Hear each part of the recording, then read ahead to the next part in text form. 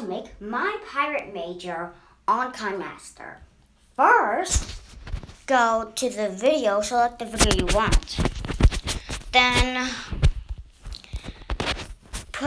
go to FX, then go to pinch, and then put it right to the eye.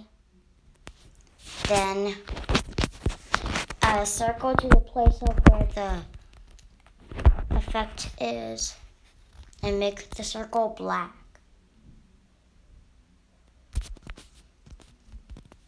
Then we just go to color inversion and then put the mode to 1, invert 0, invert green 0, and invert blue 0. Make it bigger, then duplicate it and replace it with color changer. Put the color offset to 360 and the hue to minus 180 or plus 180.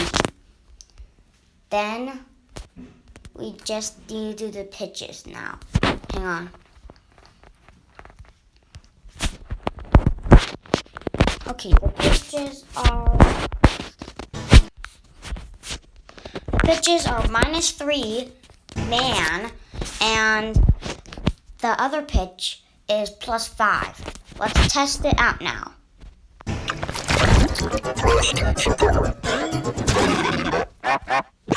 That's it.